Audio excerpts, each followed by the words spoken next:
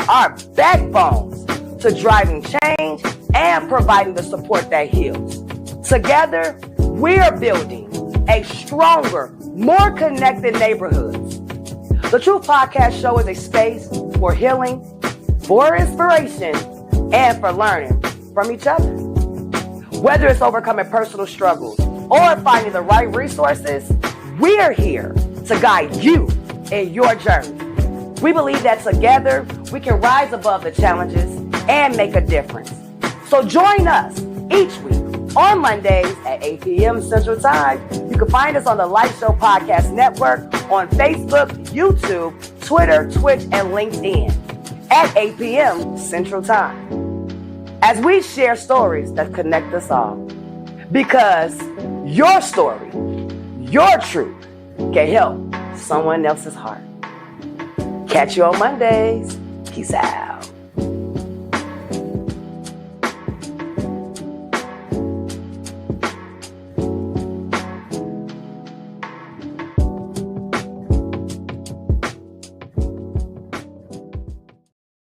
What up, girl? It's your girl, Kasira LV. And yes, this is the Truth Podcast Show. Welcome back to another Monday. I hope everybody had a great Monday off. It was Memorial's weekend. It was my son's 22nd birthday. And then this past weekend, I just found out my producer's birthday was this past Saturday. So happy birthday, belated birthday. And just happy birthday to all my Mays.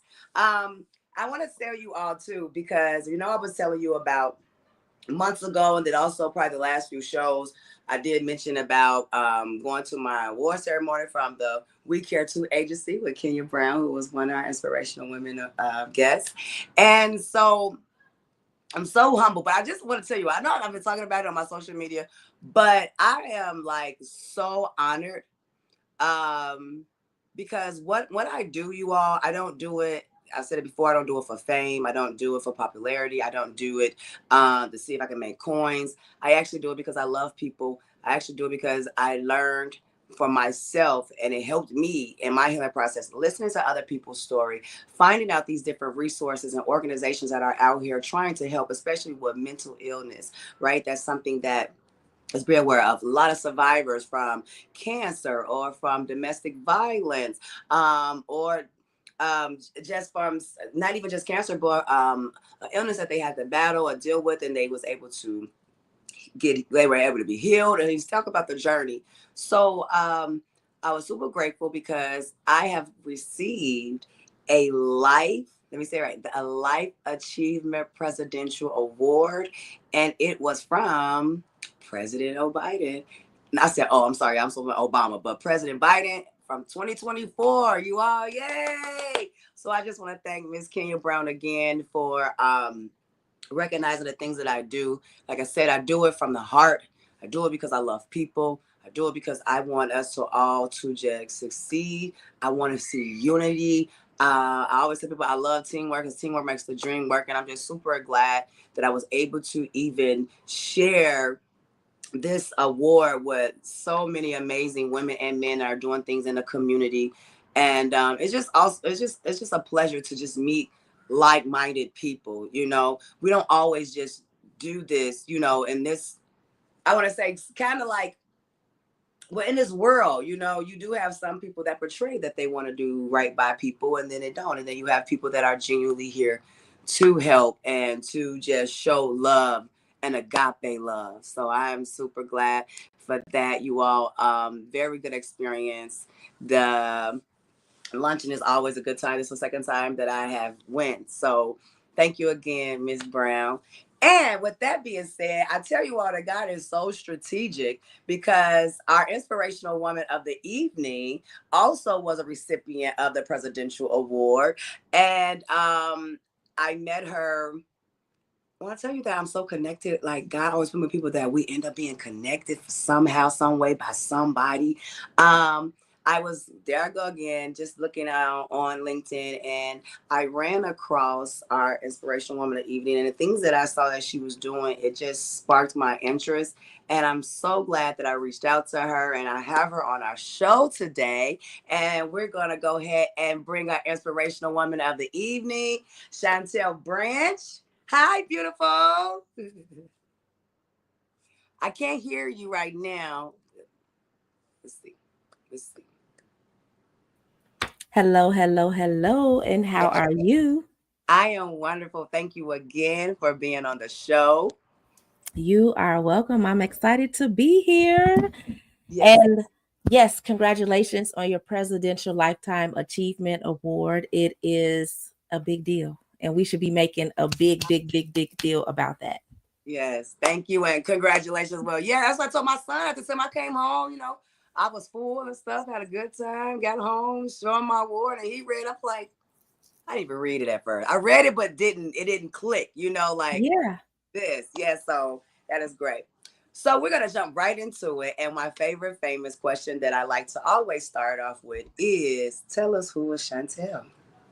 So I am Chantel Branch, self-love specialist. I am the founder of My Fearless Future, and our mission is to inspire strength after abuse. And we do that through programs, we do that through training, as well as curated events and workshops for teens, youth, as well as college students. And we like to make sure that we create special events for executive women, women who women like yourself who like to serve others, women who are running companies or organizations, women who are just leaders in their own right, in their own community, whether even in their own families, right? Just being able to, I wanted to create a space just for women to just stop and pause, like they would when they go to the hair salon, right? And Mm-hmm. so that is the Self Love Parlor. It's happening this Saturday, actually at 2 p.m. out here in Bolingbrook, Illinois. So that is your official invitation. I think we already talked about this, though. You got your invitation. I'll be Yeah, right, you coming. coming. You coming. So that's to your Remember audience Andrea. official invitation. um and I am a thriver after abuse. I am a survivor. I am a wife. I am a mother. I am a woman who has overcome difficulties from rejection, from emotional unawareness, mental unawareness. I am a woman after God's own heart, but I am a woman who literally just decided that. Today was the day that I was going to choose me, right? And I made a decision that changed my entire life, that it changed the direction of my life. It literally changed who I was, where I was going. It literally like made me pivot and shift. And so that is why My Fearless Future was created, because I wanted women to get to that decision quicker. Yeah. um for me it took years. um I mean, it took, or I say it took time for me to get to, I wouldn't say years, but initially just took time to get to um Being fearless.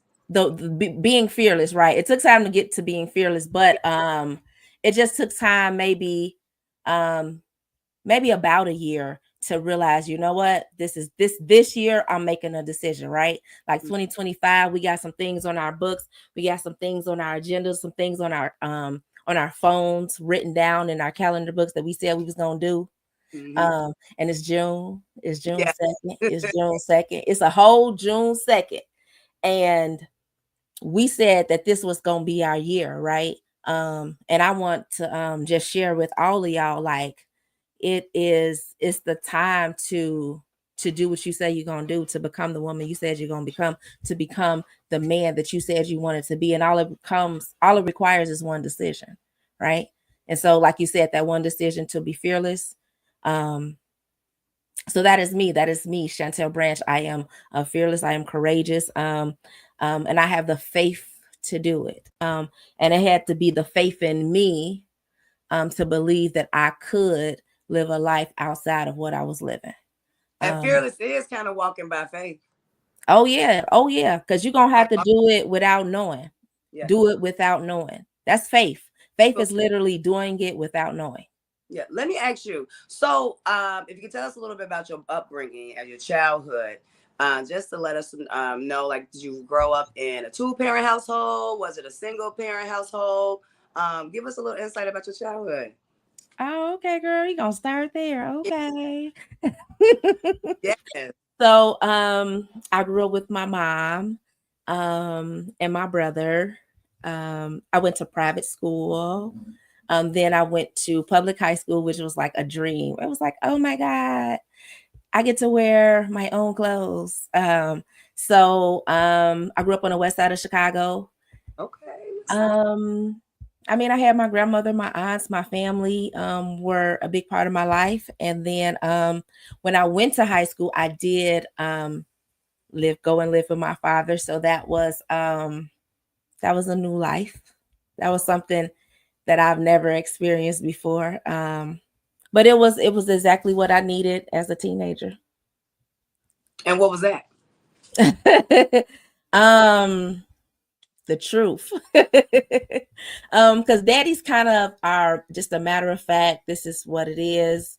Yeah. They're not gonna do no lot of fussing. Even if they fussing, it is nothing like your mother's. So It's you not. like, that's it. Oh, I can deal with Yes. that. I Tell you think I'm gonna something. push it to 1 o'clock tonight. Yeah, sometimes even sternness and like almost like a calmness. Like my days have a calmness when he talked to me. When he Yep. did talk to me, and it was like, okay, you're not playing. Yep. My was a look, but it was something about that tone of voice for me. Now, I do want to go into what we talked about being a survivor, and I know I mentioned about your upbringing. So it's kind of like you had probably like a regular people would say in society it's like a normal upbringing, So what how did you even get into that situation? Was there some things you probably experienced growing up in your teenage years up to get in that situation? That's a good question, girl. You got some good questions. Um I mean, just like every girl falls for a guy. He looks good. He has a nice body. Got a nice smile. Perhaps active, play sports. I mean, it doesn't necessarily show up right away unless you've really known the individual for a while. Like you've grown up with them, you learn a mannerism. You kind of know their patterns and behaviors, their family lifestyle. Like I didn't know any of those things. So for me, it was just the typical things that girls fall for, right? It was just those things. And no, I didn't grow up watching it or experiencing it. Um, but it was definitely something that happened. Like, and even when I knew girls who were in relationships, especially like as a teenager who was in those kind of relationships, I would be the friend like, girl, um, let's get out of this, girl. I mean, I think I could get my daddy car. You want me to try to come pick you up? I'm like this friend who is essentially helping other people or just at least talking to them like, oh no, or you know, because I just had this compassion for that, right? Um, and I just think for me, it was I would say that it was something that is something inside of me just attracted to the something inside of his spirit, right? Whatever that was, it was the creativity, the artsy, the music, right? The possibility of fame, right? Um Mhm. he's going in this direction. I want to be a celebrity hairstylist, so I'm going in this direction. Um I'm traveling, the United States. We didn't travel the world. Yeah. Um he's traveling the United States, and we both have these big dreams, these big visions, this big aspiration. So there was a lot of things that matched us. It was definitely chemistry between us. There was, the physical attraction. um It's still a regular person too at the same time. yeah, I mean, and then this person is my peer, so we have the same interests, we have the same likes, the same um music, the same interest. It was still. um so I believe a lot of it was that for me. And I think I believe that even part of just like as you say, how I grew up, the relationship with my mother played a part in why it was easy for me to attach to someone like that. Because I think that maybe his characteristics also were some of the same that my mother had. And so that was alignment for me. And we receive love from our parents the way that they give it to us, whether they are whatever kind of person they are, whether they are a person that is disciplined, that goes to work every day, but it could be a person that also has addiction, a person that has any kind of addiction, because it doesn't always have to be a barbiturate. It doesn't always have to be something that you're drinking, or you know what I mean, or you're taking, right? It could be a person, it could be people, it could be things, it could be going down to that casino. Right? Yeah, people are certain things, like even sex, or Right. So it could be any of those things. And so I just believe for me that it was just that, perhaps that loneliness, that emptiness that I had in space from my mother, right? Because she had other attachments, other emotional things that she needed to attach to more, right? So I think that perhaps created a response and a need for me to want to attach to someone who's so into me, right? Yeah. They're so into me. He calls me all the time, right? He texts me all the time. And to me, that attention is good until it wasn't. So what I want to ask you, so with your mom, was it a good relationship with your mom, or was it kind of up and down? I think good is, when we say good, I don't think we have a definition of what a good relationship. Huh? Was it healthy? I don't know if we have a clear outline of healthy either, right? When it comes to our community, I don't know if we have a clear outline. I know that there are family cultures who have a clear outline, but that's that family culture, right? Yeah. That's that particular name, And the reason why, because you said something when you was like, I think maybe I kind of gravitated him because maybe some things about my mom. And I was thinking about that because another thing you had said, like you didn't grow up seeing like abuse. And I would say the same thing. My mom was a single mom, she was a Sunday school teacher, always in church. So I never witnessed in my household abuse, right? And like you said, but I was that friend too. Like, girl, you can leave him. We could do this, you could do that. Until I got in a situation. That's why I tell people now, and that's why I say now, never say never. I understand. I literally said never. I would never be that girl. Yes, I was. Yes, I was, with a cherry on top, a whole, yes, with sprinkles, everything. And I don't even know where that narrative came from, right? Because maybe it came from because we knew that it was wrong. Mm-hmm. We didn't grow up watching it. We heard that it was wrong.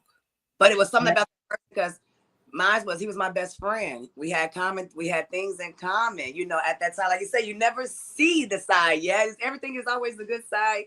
And I think within the society too, that some people think this normally, they saw this, so that they think this is normal. But I like the fact that what we have in common too is we didn't grow up in abuse, but we ended up in an abusive situation.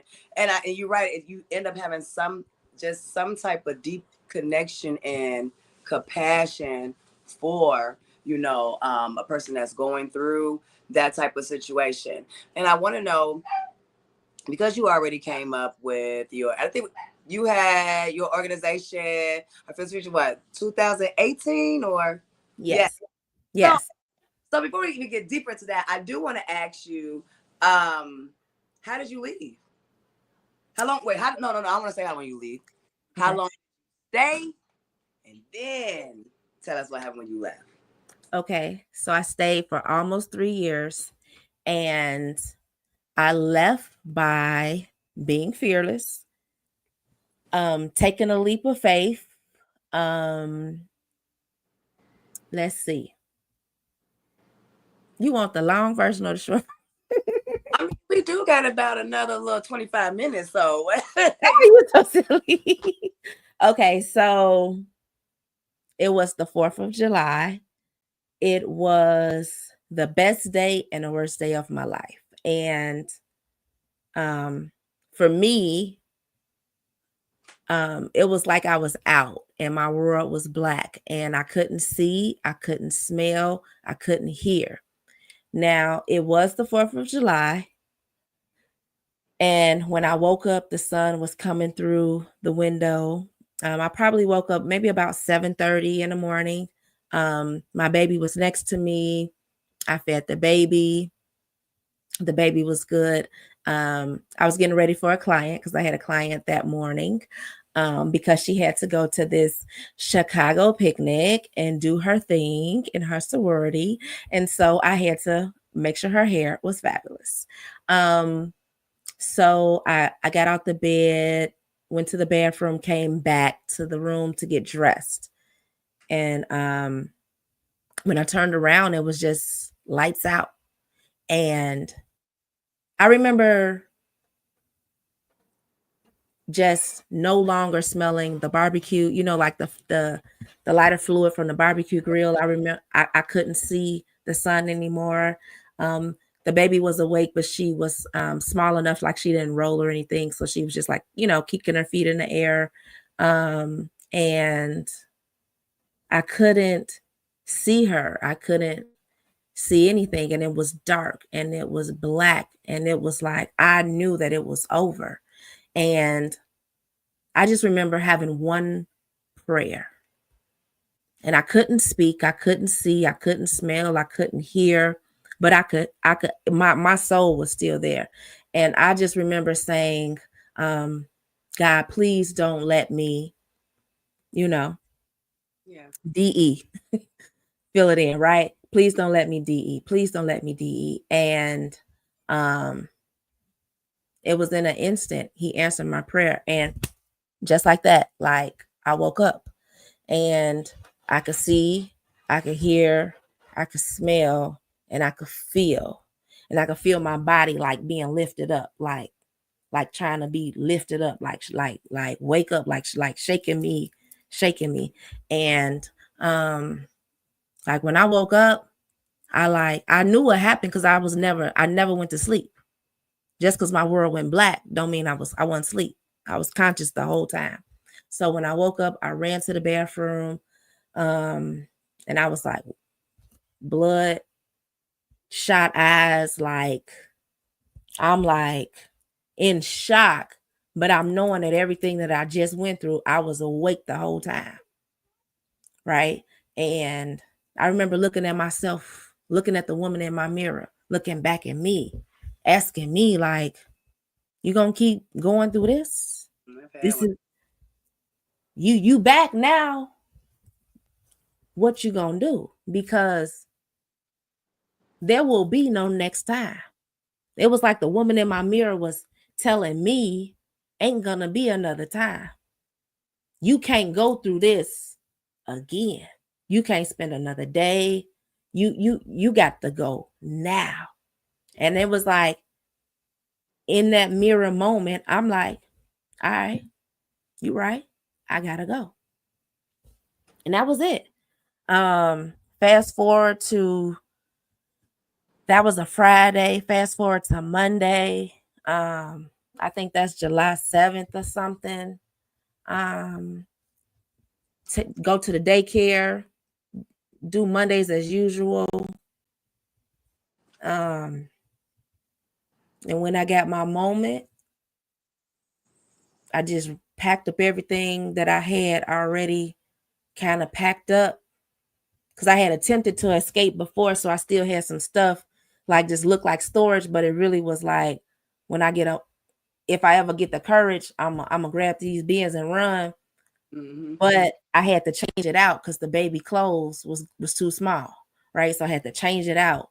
And I remember him coming back to the house because he always would circle a block 2 times, come in 2 times after he leave for work to see if anybody was sneaking through the back door. It was in the hood. Like, ain't nobody coming through that alley now with them rats. No, I'm just kidding. I'm just kidding.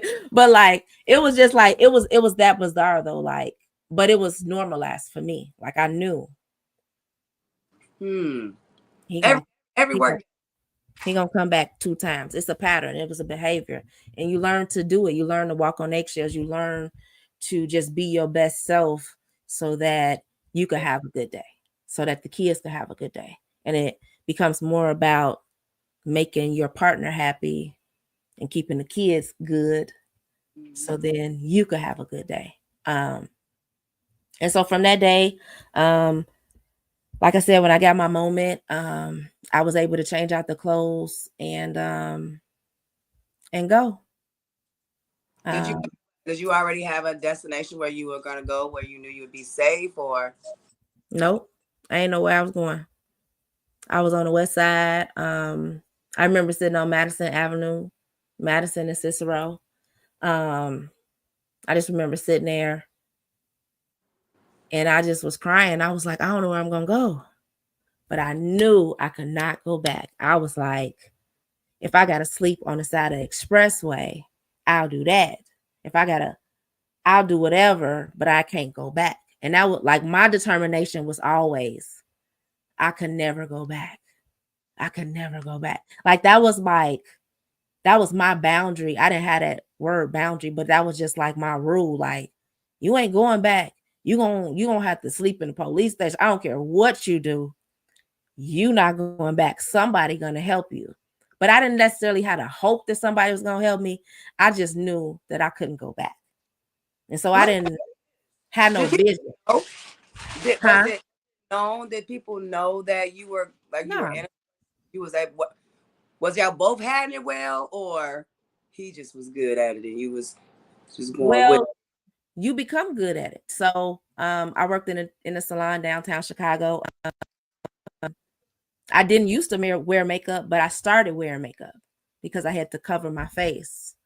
And then you can't just show up with your hair not done at work. Like, you need to show up like you selling shampoo blow dries. Girl, come get you one of these silky presses. Girl, we got you today. You want a color too? Yeah, she just put a gloss on me last week. Like, you working. You're a product. You need to show up well. So I started wearing red lipstick because my lips was just always in repair. And I started wearing foundation because I had to blend what was happening.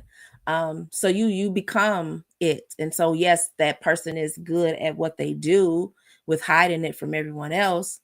But you also play the role. You had it too. You do had it too. You had it too, right? I got out of my relationship, and my best friend and them used to say, "You glowing. You are glowing." And I'm like, I'm glowing. I thought I'm doing the same smile, way back when I've been going through this situation. But now when I look back, I do see. Like, sometimes we think we are covering it up, but your people, your family, close people, they know. You can't really hide it. So I think family knows if they're close enough to know. Mm-hmm. They got to be close enough to know. Like, it got to be like, it was like somebody I would see all the time, and she was like, and she would just always, and it was like the one person you never wanted to like know you, and they knew, and you was like, and they don't play no games too. They don't play. Don't tell nobody. Yeah, all right. But again, it was, you played a role. No, we become very good actresses. Very good. We're gonna take a quick commercial break back, and we'll be back.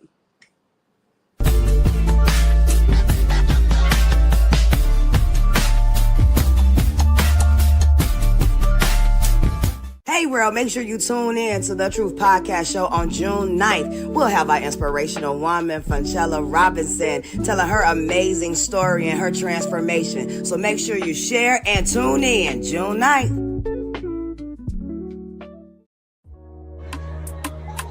Help us help others. Your generosity makes a difference. This your girl, Kasaira Elvie from the Truth Podcast Show.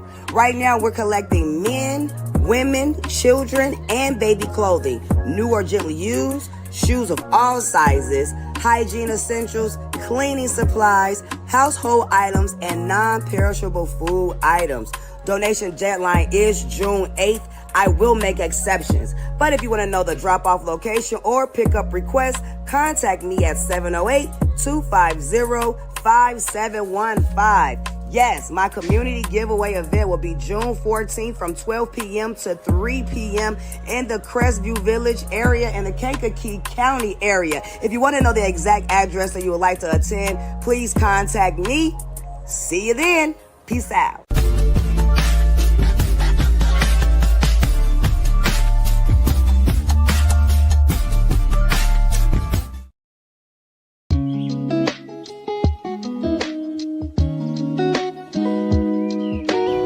Discover the perfect opportunity to promote your business, organization, or event with the Truth Podcast Show. If you're interested in expanding your reach and gaining more attention, we'd love to hear from you. To learn more and explore collaboration possibilities, please reach out to us at 708-250-5715 or email truthpodcastshow@gmail.com. Don't miss out on this chance to elevate your brand and connect with our engaging audience.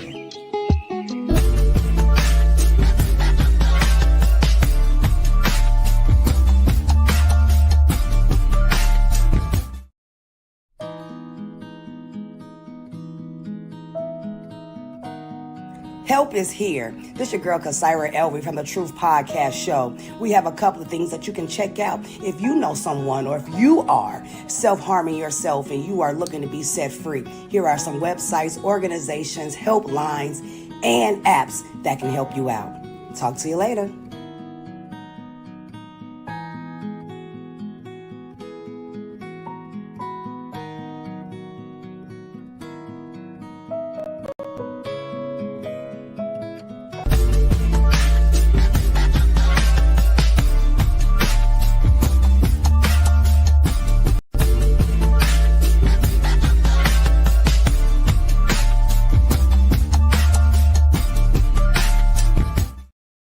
All right, welcome back to the Truth Podcast Show. I'm your girl, Kasaira Elvie, and our inspirational woman of the evening is Chantel Branch.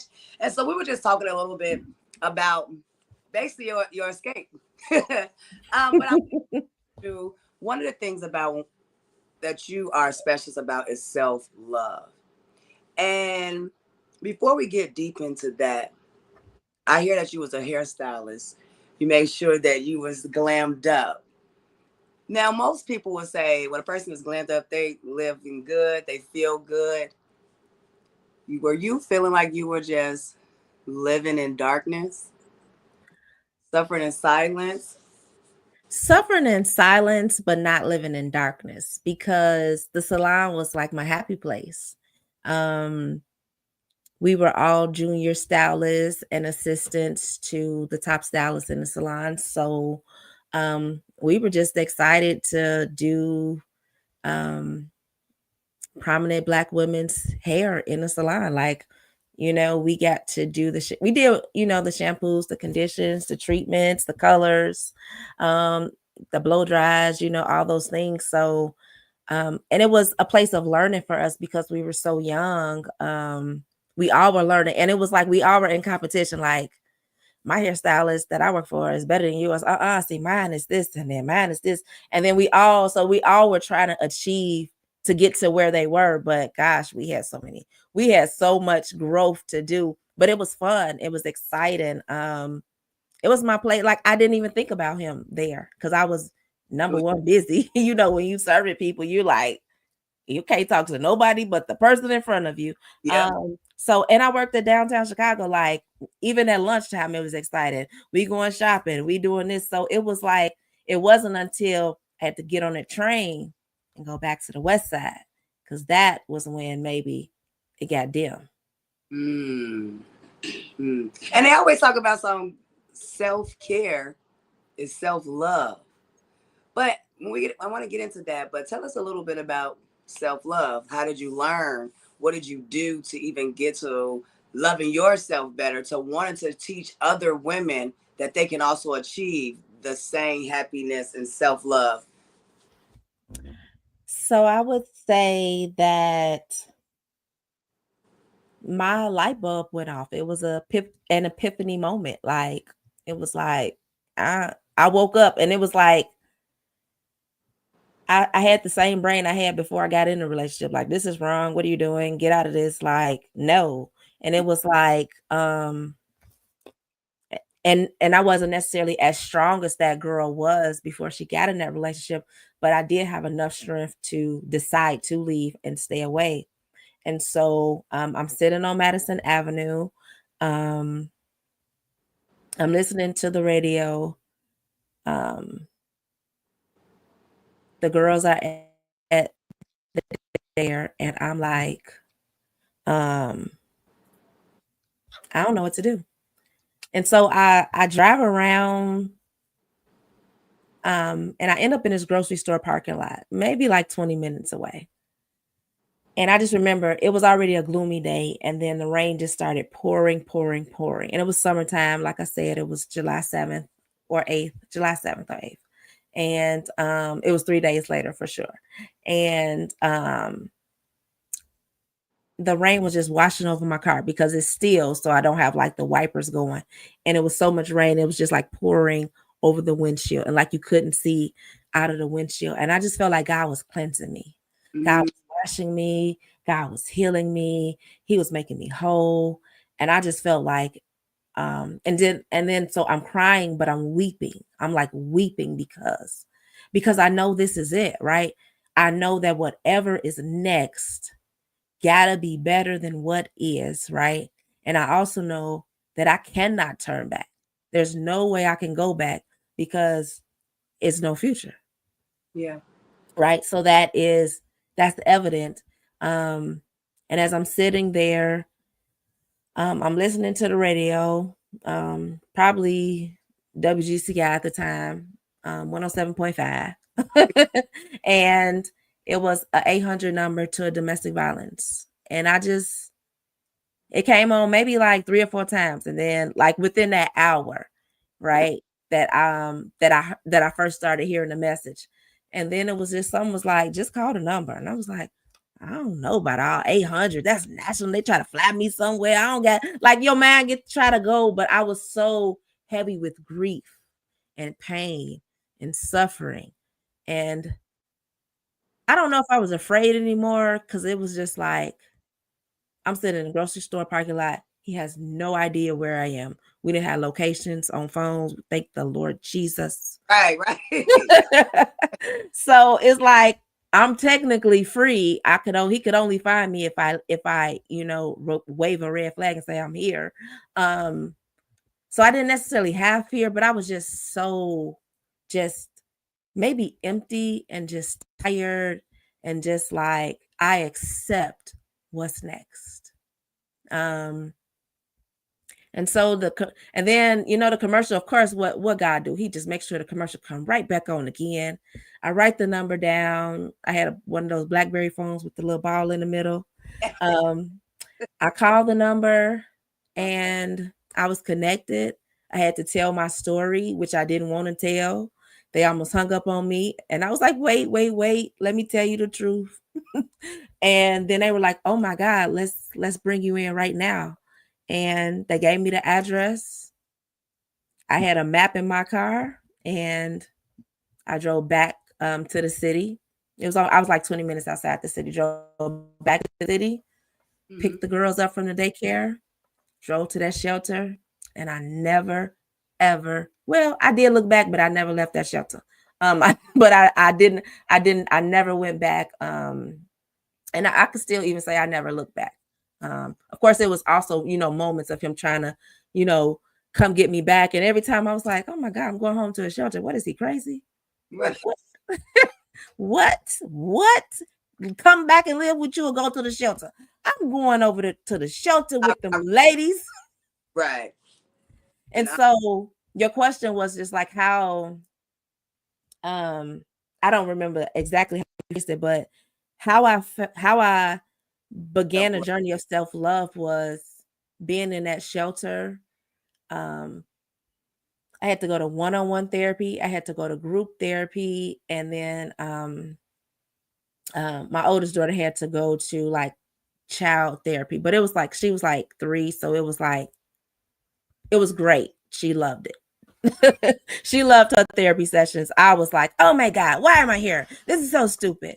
Um, but the group sessions was where I found most of a part of my healing, because the women who were bold enough to tell their stories, Yeah, I tell people. and they helped me heal. I didn't say a word unless they called my name, made me read from the paper. I didn't say nothing. But what I realized was that a lot of the characteristics and the patterns and behaviors were the same, of the perpetrators, and that they were living the same life I was living. We were all different walks of life, all different walks, all different ages. And I mean, from let's just say 25 to 60, right? All different ages, just all going through it. And somehow we ended up in this shelter at the same time, and we became community. They looked out for me. Um, they watched the kids, like if I had to take a shower because you couldn't leave them in a room by themselves, so you had to have somebody, and they just So stuck by me. It was like, okay. And they was like, we know you got to go do your chores, so go ahead. We did ours already. We'll watch the girls. And I come back and they would be reading or putting a baby to sleep. And it was everything I needed. It was the therapy, the counseling, the community. It was like I was plugged in in a shelter. I still, by the grace of God, got to keep my job. I just told them I moved with a friend in the suburbs because I didn't want them in my business. But honestly, if I would have told my boss, she would have helped me. I can't even imagine what she would have did, because she would have talked to all her clients and all of her friends, these prestigious Black women who are in these high positions, and they probably would have had. I probably would have been somewhere in a hotel, not and going to a therapist's office. You know what I mean? Like, mhm. just think about how much more better my experience could have been had I said one word. But I was quiet to everybody. I did not tell a soul. Was it due to shame or? Shame, guilt. I'm singing in the choir. I'm at the church. I never told nobody. I didn't go to prayer. I didn't go ask for no prayer. Help me get out of this relationship with my boyfriend. I never said nothing. Mm-hmm. Nothing. When you say nothing, it is true. You get nothing. And I kept putting on a mask and covering up my face. I kept showing up, smiling, and saying, come on, Mrs. Potts, lay your head back down. How your daughter doing? All right, how your son doing? Okay, yep, you getting color today? Okay, all right, you want me to fix you some tea? You want a little honey? And I showed up every day, and I put on a mask, and I went to work, because what do we do as mothers? We work. We take care of our kids. We do whatever we need to do to survive. Yeah. And so the biggest thing is, the reason my fearless future is created, the reason I'm the self-love specialist, is because I want women to move from denial to reality. And the faster you do that, the quicker you get healed. Denial to reality. Move from denial to reality and accept what it is, the truth about your relationship and your position and your activity and your role in that relationship. Yeah. And then make the one decision that's going to change the direction of your life and catapult you into your destiny. Because the part of forgiving yourself, I think that's the biggest part too. Yeah. Especially maybe both of us say, I would never. And then Mhm. you did, like, end up in a Yeah. situation, but never. And it's like, how? Because I remember somebody was like, oh, they was just stupid. No, I got a situation. And I remember I was reading something that said that's what they normally say, but we're not. We're not stupid, nor we. One of the things, you're the smartest and you're a survivor, because in that type of situation or environment, you, like you say, we're steady trying to survive. and trying to fix it. Because then if I fix it, it's gonna get better, you know. But no, go ahead. And that keeps a woman caught in a battered woman syndrome, and she stays there and she lives there, and it's normalized. And then her job is now she knows how to control herself so that her partner is happy. Now her job, let me control these kids so that her partner is happy, so that we all can have a good day. And just think about it. As a mom and a wife, and you're facilitating your house, that is a lot of stress. I am a mom and a wife of 4, and that's a lot of stress. Don't forget about work. Yeah, work. Yes. Add it all in, right? Mm-hmm. Now add DV on top of that. Physical, emotional, mental, spiritual, financial. You add DV on top of that, it's a wrap. You're going to do whatever you need to do just to survive through the day by day. And that's just become your norm. And so for me, I just wanted women to, number one, get healed quicker. Like, I feel like my healing came quick enough, but I also still had to spend years after that. Like, once I came to the decision, I make the choice, I start walking in it, and I had the support system around me. Now you gotta be consistent in that in order to become the best version of yourself. You gotta walk in that for a year or 2 or 3 or 4 or 5, right? And you also in a year's the time really depends on your ability to be vulnerable. And it goes back to our mothers, our grandmothers. We stand in her shoes, we walk in her shoes. For me, you know, my pillar is my grandmother. We went, she went on to 93. I was her youngest granddaughter. I was the last grandchild she raised. And we went on to, she was born, I want to say she passed around like my 34th birthday or something like that. Right. So we had a good while together. I had so much wisdom, so much knowledge from her. Things that even she wanted to change, she made sure that she changed it with me. Right. And so I wanted to be sure that my children didn't grow up seeing that my daughters wasn't like, yep, that's what I should be getting into. That kind of relationship. Right.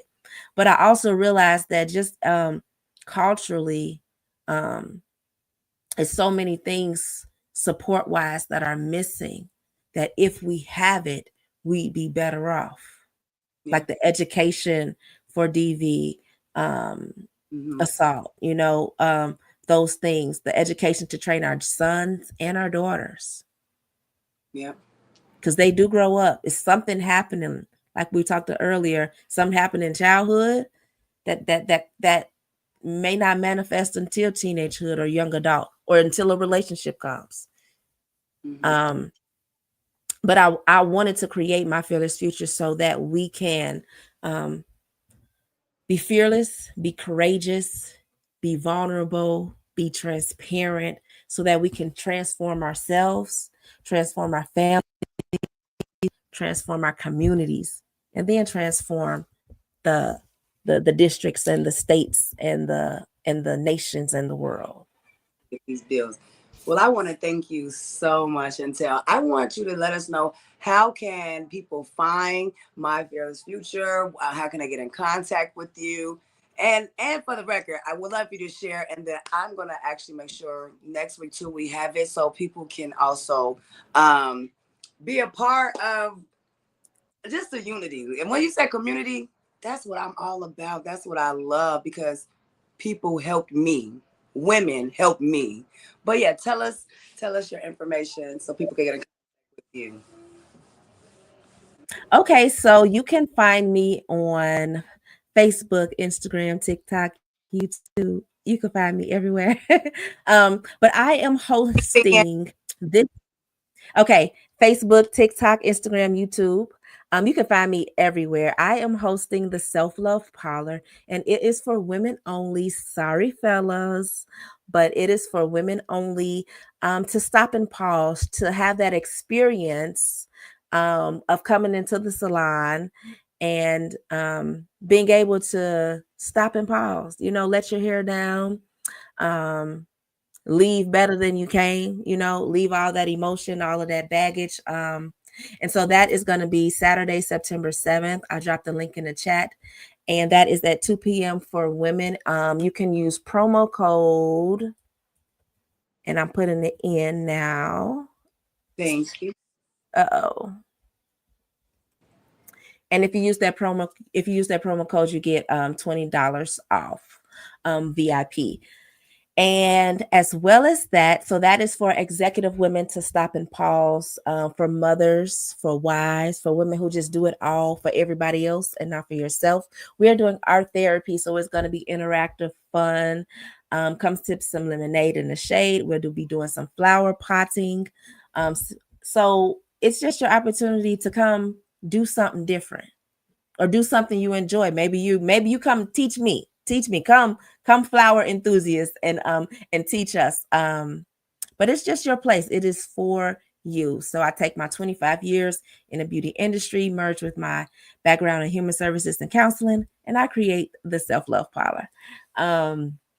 As well as we're having a West Side Community Q that will be in Chicago on Saturday, June 14th. And it is a place for us to grill, heal, and thrive.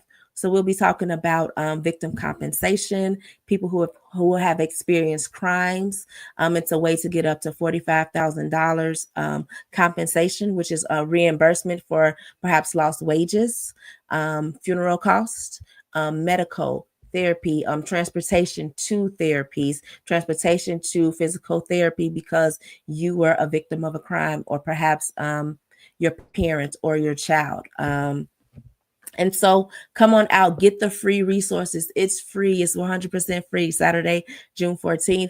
And the best part about it is we're going to have a mental wellness bus.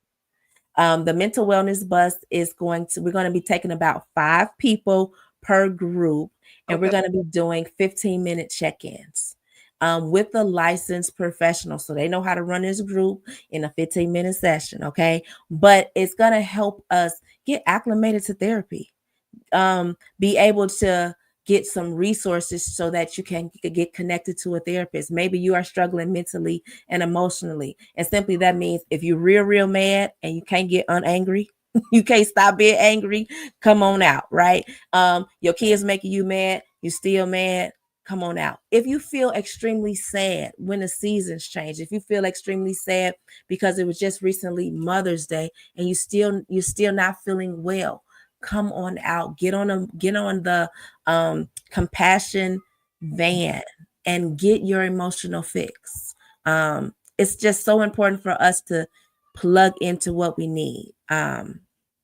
As you heard me say, I got plugged into so many things that I needed while I was living in that shelter. And it was what I needed because, and we'll talk about this on the next podcast, but literally a year later, I was engaged. And I have been married to my husband. Oh, yeah, we got to have a part 15. I've been married to him for 15 years. So we're going to do that, right? We got to tell that story, right? But there was no way I was going to meet him and be mentally and emotionally wrecked and unhealed, and we still be married this long. You know what I mean? It was just no way. So we'll tell that story. We got more. There's a series. We'll be back. Thank you. I didn't have to ask. Good God, I want to do it. Well, thank you so much again for telling your story. I thank you again for the things that you're doing in the community, and congratulations. And you heard it, y'all. She'll be back. Yep. I'm your girl, Kasaira LV. This is The Truth Podcast Show. We will catch y'all next time. Peace out.